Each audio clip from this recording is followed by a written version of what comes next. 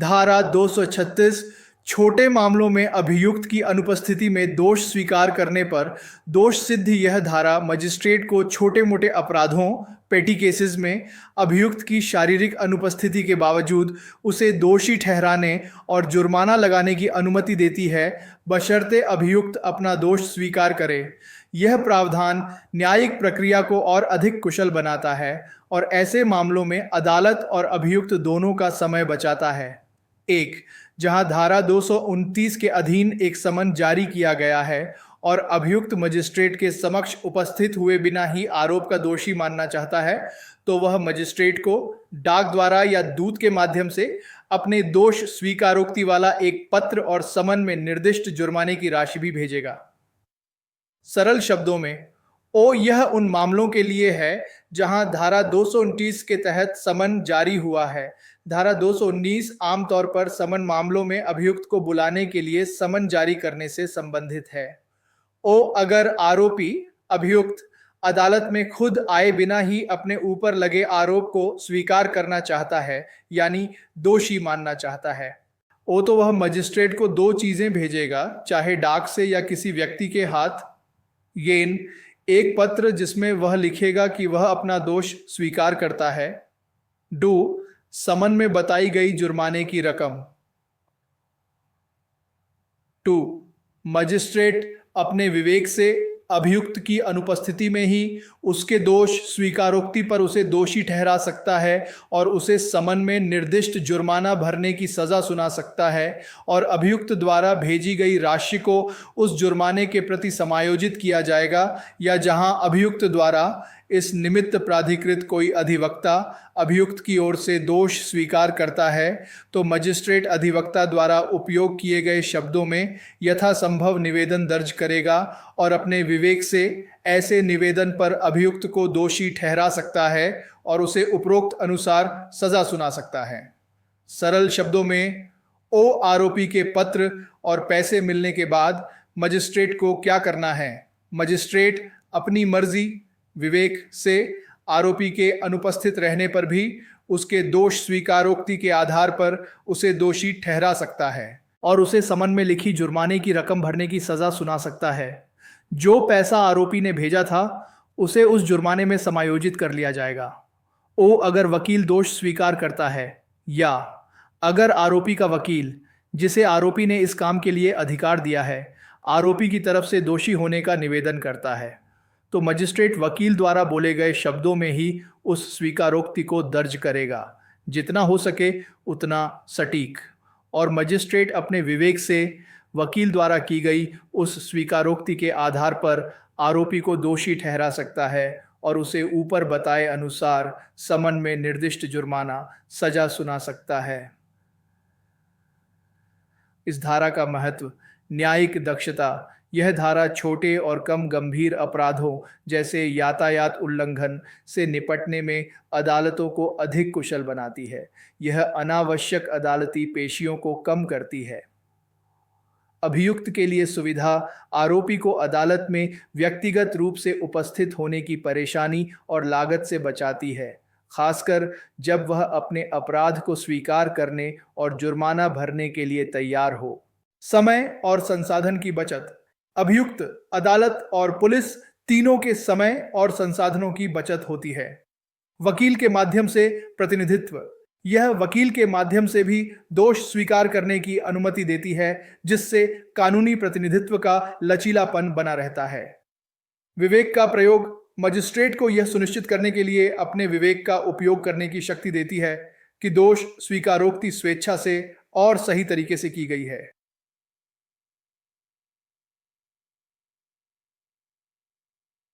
संक्षेप में, धारा 236 मजिस्ट्रेट को छोटे समन मामलों में अभियुक्त की अनुपस्थिति में भी उसे दोषी ठहराने और जुर्माना लगाने की अनुमति देती है, बशर्ते अभियुक्त स्वयं डाक या दूत के माध्यम से अपना दोष स्वीकार करे और जुर्माना राशि भेजे, या उसका वकील उसकी ओर से दोषी होने का निवेदन करे। यह प्रक्रिया न्याय प्रशासन में दक्षता और सुविधा लाती है। धारा 277 जब दोष सिद्ध नहीं किया जाता है तब प्रक्रिया समन मामलों में यह धारा बताती है कि समन मामले में मजिस्ट्रेट को क्या करना चाहिए यदि अभियुक्त दोषी नहीं मानता है या उसे दोषी मानने के बावजूद मजिस्ट्रेट उसे तुरंत दोषी नहीं ठहराता है, जिससे मुकदमे की कार्यवाही आगे बढ़ सके। एक, यदि मजिस्ट्रेट धारा 275 या धारा 286 के अधीन अभियुक्त को दोष सिद्ध नहीं करता है, तो मजिस्ट्रेट अभियोजन को सुनने की कार्यवाही करेगा और अभियोजन के समर्थन में प्रस्तुत किए जा सकने वाले ऐसे सभी साक्ष्य लेगा और साथ ही अभियुक्त को भी सुनेगा और उसके बचाव में उसके द्वारा प्रस्तुत किए गए ऐसे सभी साक्ष्य लेगा। सरल शब्दों में, ओ अगर आरोपी, जिसे धारा 254 के तहत अपराध बताया गया था, दोषी नहीं मानता है, ओ या अगर उसने दोषी मान भी लिया था धारा 275 या 254 के तहत, लेकिन मजिस्ट्रेट ने अपने विवेक से उसे तुरंत दोषी नहीं ठहराया है, जैसे मजिस्ट्रेट को स्वीकारोक्ति की सत्यता पर संदेह है या मामला थोड़ा अधिक गंभीर लगता है, ओ तो मजिस्ट्रेट अब मुकदमे की पूरी सुनवाई शुरू करेगा। वह अभियोजन पक्ष, शिकायतकर्ता या उसके वकील को सुनना शुरू करेगा। 2, और अभियोजन पक्ष द्वारा पेश किए जाने वाले सभी सबूतों, गवाहों और दस्तावेजों को दर्ज करेगा। 3, इसके साथ ही वह अभियुक्त आरोपी को भी सुनेगा। 4, और अभियुक्त द्वारा अपने बचाव में पेश किए जाने वाले सभी सबूतों, गवाहों और दस्तावेजों को भी दर्ज करेगा। ओ निष्कर्ष, यह अनिवार्य रूप से समन मामले में एक पूर्ण सुनवाई की शुरुआत है, जहां दोनों पक्षों को अपने अपने सबूत पेश करने का मौका मिलता है। 2, मजिस्ट्रेट, यदि वह उचित समझे, अभियोजन या अभियुक्त के आवेदन पर किसी भी गवाह को उपस्थित होने या कोई दस्तावेज या अन्य चीज पेश करने का निर्देश देने के लिए समन्स जारी कर सकता है। सरल शब्दों में, ओ अगर मजिस्ट्रेट को ठीक लगता है अपने विवेक से, ओ तो वह अभियोजन पक्ष या अभियुक्त के अनुरोध आवेदन पर ओ किसी भी गवाह को अदालत में हाजिर होने के लिए या कोई दस्तावेज या अन्य चीज अदालत में पेश करने के लिए समन जारी कर सकता है। ओ यह प्रावधान दोनों पक्षों को अपने मामले को साबित करने के लिए आवश्यक कानूनी सहायता प्राप्त करने में सक्षम बनाता है। ऑब्डेन नीति आर्डिन 3 मजिस्ट्रेट ऐसे आवेदन पर किसी गवाह को समन करने से पहले यह अपेक्षा कर सकता है कि विचारण के प्रयोजनों के लिए उपस्थित होने में गवाह द्वारा किए गए उचित व्यय न्यायालय में जमा किए जाएं। सरल शब्दों में, ओ यदि कोई पक्ष, अभियोजन या अभियुक्त किसी गवाह को बुलाने के लिए आवेदन करता है, ओ तो मजिस्ट्रेट उस गवाह को समन जारी करने से पहले यह मांग कर सकता है कि गवाह को अदालत में आने में जो वाजिब खर्च जैसे यात्रा, रहने का खर्च आदि आएगा, उसे आवेदन करने वाले पक्ष द्वारा अदालत में जमा किया जाए। ओ यह प्रावधान अनावश्यक गवाहों को बुलाकर कार्यवाही में देरी या दुरुपयोग को रोकने के लिए है। इस धारा का महत्व, निष्पक्ष सुनवाई, यह सुनिश्चित करती है कि समन मामलों में भी यदि अभियुक्त दोषी नहीं मानता है तो उसे अपने बचाव का पूरा अवसर मिले और अभियोजन पक्ष को भी अपना मामला साबित करने का मौका मिले। प्रक्रियात्मक निष्पक्षता दोनों पक्षों को गवाहों और दस्तावेजों को बुलाने के लिए समान अधिकार प्रदान करती है। न्यायिक विवेक मजिस्ट्रेट को गवाहों को समन करने और उनके खर्चों को जमा करने के संबंध में विवेक का उपयोग करने की शक्ति देती है। दुरुपयोग पर नियंत्रण, गवाहों के खर्चों को जमा करने का प्रावधान कार्यवाही में अनावश्यक देरी या परेशान करने वाले आवेदन को हतोत्साहित करता है। संक्षेप में, धारा 277 यह निर्धारित करती है कि यदि समन मामले में अभियुक्त दोषी नहीं मानता है या उसे उसकी स्वीकारोक्ति के बावजूद दोषी नहीं ठहराया जाता है, तो मजिस्ट्रेट अभियोजन और बचाव दोनों के सबूत लेगा। मजिस्ट्रेट दोनों पक्षों के अनुरोध पर गवाहों को समन जारी कर सकता है और समन जारी करने से पहले गवाह के उचित खर्चों को जमा करने की मांग कर सकता है। यह समन मामले में पूरी सुनवाई की प्रक्रिया को सक्षम बनाता है। धारा 228 दोष मुक्ति या दोष सिद्धि समन मामलों में, यह धारा समन मामले की सुनवाई के निष्कर्ष पर मजिस्ट्रेट के निर्णय लेने की प्रक्रिया और शक्तियों को परिभाषित करती है।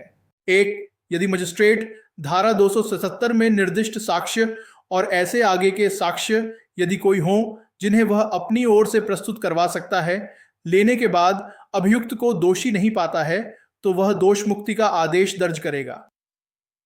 सरल शब्दों में, ओ जब मजिस्ट्रेट ने धारा 277 के अनुसार अभियोजन और बचाव पक्ष के सारे सबूत ले लिए हैं। ओ और यदि मजिस्ट्रेट को जरूरी लगा तो उसने अपनी तरफ से भी कोई अतिरिक्त सबूत मंगवाकर देखे हैं। ओ इन सभी सबूतों पर विचार करने के बाद अगर मजिस्ट्रेट को लगता है कि आरोपी ने अपराध नहीं किया है या उसका अपराध साबित नहीं हुआ है, ओ तो मजिस्ट्रेट आरोपी को दोष मुक्त बरी करने का आदेश देगा। इच्छी संदेश उपधारा 2, दोषी पाए जाने पर सजा 2, जहां मजिस्ट्रेट धारा 364 या धारा 401 के प्रावधानों के अनुसार कार्यवाही नहीं करता है, वह यदि अभियुक्त को दोषी पाता है तो कानून के अनुसार उस पर सजा सुनाएगा। सरल शब्दों में, ओ अगर मजिस्ट्रेट अपने फैसले में आरोपी को दोषी पाता है, ओ और वह धारा 364 कुछ मामलों में परिवीक्षा या भर्त्सना या धारा 401 परिवीक्षा पर रिहाई के तहत कार्यवाही नहीं कर रहा है, यानी वह सजा देने का इरादा रखता है, ओ तो मजिस्ट्रेट कानून के अनुसार उस पर सजा सुनाएगा। ओ नोट, यहां समन मामलों में सजा पर सुनवाई हियरिंग ऑन सेंटेंस का स्पष्ट उल्लेख नहीं है, जैसा कि वारंट मामलों में धारा 273C12 में था। समन मामलों की त्वरित प्रकृति के कारण यह अक्सर एक ही चरण में हो सकता है या मजिस्ट्रेट अपने विवेक का प्रयोग कर सकता है। उपधारा 3, ऐसे अपराध में दोष सिद्धि जो साबित हुआ हो। 3, एक मजिस्ट्रेट धारा 275 या धारा 268 के अधीन अभियुक्त को इस अध्याय के अधीन विचारणीय किसी भी अपराध के लिए दोषी ठहरा सकता है जो स्वीकृत या सिद्ध तथ्यों से उसने किया हुआ प्रतीत होता है, चाहे शिकायत या समन की प्रकृति कुछ भी हो, यदि मजिस्ट्रेट संतुष्ट है कि अभियुक्त को इससे कोई पूर्वाग्रह प्रेजुडिस नहीं होगा। सरल शब्दों में, ओ यह उपधारा मजिस्ट्रेट को एक विशेष शक्ति देती है। और मजिस्ट्रेट या तो जब आरोपी दोषी मान ले धारा 275 के तहत या मुकदमे के अंत में धारा 278 के तहत, ओ आरोपी को किसी ऐसे अपराध के लिए दोषी ठहरा सकता है जो इसी अध्याय समन मामलों के तहत विचारणीय है, ओ भले ही शिकायत या समन में उस विशेष अपराध का स्पष्ट उल्लेख न हो, ओ बशर्ते जो तथ्य आरोपी ने स्वीकार किए हैं या जो सबूतों से साबित हुए हैं उनसे यह प्रतीत होता हो कि उसने वह अपराध किया है। ओ और सबसे महत्वपूर्ण शर्त यह है कि मजिस्ट्रेट संतुष्ट हो कि आरोपी को इस बदलाव से कोई नुकसान प्रेजुडिस नहीं होगा। ओ उदाहरण, यदि किसी को मामूली मारपीट के लिए समन किया गया था लेकिन सबूतों से पता चलता है कि उसने किसी को मामूली चोट पहुंचाई है जो एक अलग लेकिन संबंधित और समन मामला अपराध है, तो मजिस्ट्रेट उसे उस नए अपराध के लिए दोषी ठहरा सकता है, बशर्ते आरोपी को पता हो कि उस पर यह आरोप लगाया जा सकता था। धारा का महत्व, न्यायिक समापन, यह समन मामले में सुनवाई के अंतिम चरण को दर्शाता है जहां निर्णय सुनाया जाता है। त्वरित न्याय समन मामलों की प्रकृति के अनुरूप एक त्वरित निर्णय प्रक्रिया का प्रावधान करता है। न्यायिक विवेक, मजिस्ट्रेट को अपने विवेकानुसार अतिरिक्त साक्ष्य मांगने और दोषी पाए जाने पर सजा सुनाने की शक्ति देता है। लचीलापन, उपधारा 3, यह मजिस्ट्रेट को उस अपराध में भी दोषी ठहराने की शक्ति देता है जो सीधे तौर पर समन या शिकायत में नहीं था लेकिन साक्ष्य से स्पष्ट रूप से सिद्ध हो गया है।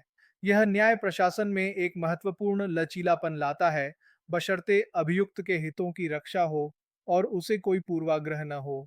यह कानूनी औपचारिकता को कम करता है और न्याय को अधिक व्यवहारिक बनाता है। संक्षेप में, धारा 228 समन मामलों में मजिस्ट्रेट के अंतिम निर्णय को कवर करती है। यदि मजिस्ट्रेट अभियुक्त को दोषी नहीं पाता है तो वह उसे बरी कर देगा। यदि दोषी पाया जाता है और परिवीक्षा जैसे विकल्पों का उपयोग नहीं कर रहा है तो वह उसे कानून के अनुसार सजा सुनाएगा। इसके अतिरिक्त मजिस्ट्रेट के पास यह शक्ति है कि वह अभियुक्त को किसी ऐसे अपराध के लिए दोषी ठहरा सकता है जो स्वीकृत या सिद्ध तथ्यों से प्रतीत होता है कि उसने किया है, भले ही वह सीधे तौर पर समन या शिकायत में न हो, बशर्ते अभियुक्त को कोई पूर्वाग्रह न हो। धारा 209, परिवादी की अनुपस्थिति या मृत्यु, यह धारा मजिस्ट्रेट को यह शक्ति प्रदान करती है कि यदि शिकायतकर्ता सुनवाई में उपस्थित नहीं होता है तो वह मामले को समाप्त कर सके, विशेषकर समन मामलों में जहां अभियुक्त की अनुपस्थिति का प्रभाव गंभीर न हो। NT-1 यदि समन शिकायत पर जारी किया गया है और अभियुक्त के उपस्थित होने के लिए नियत दिन पर या उसके बाद किसी भी दिन जिस पर सुनवाई स्थगित की जा सकती है परिवादी उपस्थित नहीं होता है, तो मजिस्ट्रेट परिवादी को उपस्थित होने के लिए 30 दिन का समय देने के बाद इसमें पहले अंतर्विष्ट किसी भी बात के होते हुए भी अभियुक्त को दोषमुक्त कर देगा, जब तक कि किसी कारण से वह मामले की सुनवाई को किसी अन्य दिन के लिए स्थगित करना उचित न समझे। सरल शब्दों में समझने के लिए इसे तोड़कर देखते हैं। ओ मामले की प्रकृति। यह धारा केवल उन मामलों पर लागू होती है जहां समन किसी शिकायत, निजी शिकायत पर जारी किया गया है। ओ शिकायतकर्ता की अनुपस्थिति आरोपी के पेश होने के लिए तय की गई तारीख पर या किसी ऐसी तारीख पर जिस पर सुनवाई स्थगित की गई थी, शिकायतकर्ता जिसने शिकायत दर्ज की थी अदालत में हाजिर नहीं होता है। ओ मजिस्ट्रेट की कार्रवाई। 1. मजिस्ट्रेट सबसे पहले शिकायतकर्ता को उपस्थित होने के लिए 30 दिन का अतिरिक्त समय देगा। 2. यदि इस 30 दिन की अवधि के बाद भी शिकायतकर्ता अनुपस्थित रहता है तो मजिस्ट्रेट आरोपी को दोषमुक्त बरी कर देगा। 3. अपवाद। मजिस्ट्रेट आरोपी को दोषमुक्त नहीं करेगा यदि वह किसी कारण से यह उचित समझे कि मामले की सुनवाई को किसी अन्य दिन के लिए स्थगित करना चाहिए। उदाहरण के लिए, यदि मजिस्ट्रेट को लगता है कि शिकायतकर्ता की अनुपस्थिति का वैध कारण है या मामला गंभीर है, परंतु यह कि जहां परिवादी किसी अधिवक्ता द्वारा या अभियोजन का संचालन करने वाले अधिकारी द्वारा प्रतिनिधित्व किया जाता है या जहां मजिस्ट्रेट की राय है कि परिवादी की व्यक्तिगत उपस्थिति आवश्यक नहीं है, तो मजिस्ट्रेट उसकी उपस्थिति से छूट दे सकता है और मामले की कार्यवाही कर सकता है। विशेष प्रावधान प्रोविजो। ओ, यह प्रोविजो कुछ ऐसी स्थितियां बताता है जहां शिकायतकर्ता की अनुपस्थिति से मुकदमे पर असर नहीं पड़ेगा। 1. यदि शिकायतकर्ता का प्रतिनिधित्व उसका वकील कर रहा है। 2. या यदि अभियोजन का संचालन करने वाला अधिकारी उपस्थित है। 3. या यदि मजिस्ट्रेट को लगता है कि शिकायतकर्ता का व्यक्तिगत रूप से मौजूद रहना जरूरी नहीं है और इनमें से किसी भी स्थिति में मजिस्ट्रेट शिकायतकर्ता को व्यक्तिगत उपस्थिति से छूट दे सकता है और मुकदमे की कार्यवाही जारी रख सकता है। ओ महत्व। यह प्रावधान अनावश्यक देरी को रोकता है जब शिकायतकर्ता की शारीरिक उपस्थिति आवश्यक न हो या वह किसी अन्य माध्यम से प्रतिनिधित्व कर रहा हो। उपधारा 2 परिवादी की मृत्यु। 2 उपधारा 8 के प्रावधान जहां तक संभव हो उन मामलों पर भी लागू होंगे जहां परिवादी की अनुपस्थिति उसकी मृत्यु के कारण होती है। सरल शब्दों में ओ उपधारा 1 में बताए गए नियम जैसे 30 दिन का समय देना और फिर आरोपी को दोषमुक्त करना उन मामलों पर भी लागू होंगे जहां शिकायतकर्ता की अनुपस्थिति उसकी मृत्यु के कारण है। ओ अर्थ। यदि शिकायतकर्ता की मृत्यु हो जाती है और कोई अन्य पक्ष मुकदमा जारी नहीं रखना चाहता, जैसे उसका कानूनी उत्तराधिकारी, तो मजिस्ट्रेट आरोपी को दोषमुक्त कर सकता है।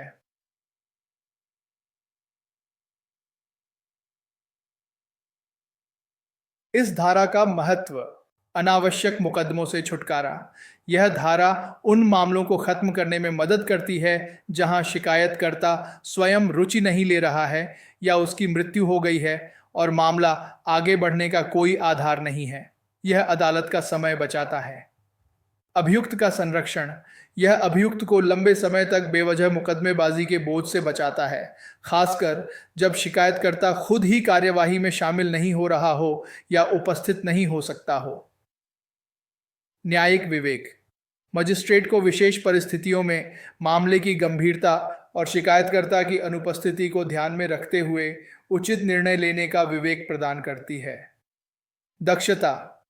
प्रक्रिया को सरल बनाती है, खासकर समन मामलों में जहां कम गंभीर अपराधों पर ध्यान दिया जाता है।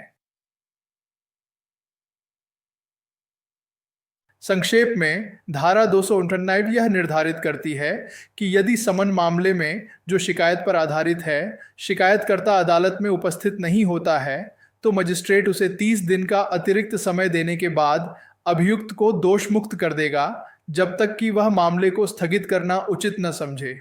यदि शिकायतकर्ता का प्रतिनिधित्व किया जा रहा है या उसकी व्यक्तिगत उपस्थिति अनावश्यक है, तो मजिस्ट्रेट कार्यवाही जारी रख सकता है। यह प्रावधान शिकायतकर्ता की मृत्यु के मामलों पर भी लागू होता है। धारा 280 शिकायत वापस लेना। यह धारा मजिस्ट्रेट को शिकायतकर्ता स्वपरिवादी को अपनी शिकायत वापस लेने की अनुमति देने का अधिकार देती है, जिसके परिणाम स्वरूप अभियुक्त को बरी कर दिया जाता है। यदि कोई परिवादी कंप्लेनेंट इस अध्याय के अधीन किसी भी मामले में अंतिम आदेश पारित होने से पहले किसी भी समय मजिस्ट्रेट को यह संतुष्ट करता है कि उसके पास अभियुक्त के खिलाफ अपनी शिकायत वापस लेने की अनुमति देने के लिए पर्याप्त आधार है, या यदि एक से अधिक अभियुक्त हैं तो सभी या उनमें से किसी के खिलाफ, तो मजिस्ट्रेट उसे वापस लेने की अनुमति दे सकता है और तत्पश्चात उस अभियुक्त को दोष मुक्त कर देगा जिसके खिलाफ शिकायत इस प्रकार वापस ली गई है। सरल शब्दों में समझने के लिए इसे तोड़कर देखते हैं। ओ शिकायतकर्ता का अधिकार। यह शिकायतकर्ता वह व्यक्ति जिसने मजिस्ट्रेट के पास शिकायत दर्ज की थी, पुलिस रिपोर्ट पर नहीं, के बारे में है। ओ समय सीमा। शिकायतकर्ता किसी भी समय अंतिम आदेश यानी दोष मुक्ति या दोष सिद्धि का फैसला पारित होने से पहले अपनी शिकायत वापस ले सकता है। ओ शर्त। शिकायतकर्ता को मजिस्ट्रेट को संतुष्ट करना होगा कि उसके पास शिकायत वापस लेने के लिए पर्याप्त आधार सफिशिएंट ग्राउंड्स है। ये आधार वास्तविक होने चाहिए, जैसे समझौता हो गया हो, शिकायतकर्ता को अपनी गलती का एहसास हो गया हो या उसे अब न्याय की उम्मीद न हो आदि। ओ कई अभियुक्त होने पर। यदि एक से अधिक आरोपी है तो शिकायतकर्ता सभी आरोपियों के खिलाफ या उनमें से किसी एक या अधिक के खिलाफ शिकायत वापस ले सकता है। ओ मजिस्ट्रेट की अनुमति। यदि मजिस्ट्रेट शिकायतकर्ता द्वारा बताए गए आधारों से संतुष्ट है तो वह उसे शिकायत वापस लेने की अनुमति दे सकता है। मजिस्ट्रेट के पास यहाँ विवेक है, वह बिना पर्याप्त आधार के अनुमति देने से मना भी कर सकता है। ओ परिणाम। एक बार जब मजिस्ट्रेट शिकायत वापस लेने की अनुमति दे देता है तो जिस अभियुक्त या अभियुक्तों के खिलाफ शिकायत वापस ली गई है उसे तुरंत दोष मुक्त बरी कर दिया जाएगा। इस धारा का महत्व। न्यायिक दक्षता। यह धारा न्यायालयों को उन मामलों को समाप्त करने में मदद करती है जहां पक्ष अब मुकदमेबाजी जारी नहीं रखना चाहते हैं, जिससे न्यायिक संसाधनों की बचत होती है। समझौते को बढ़ावा।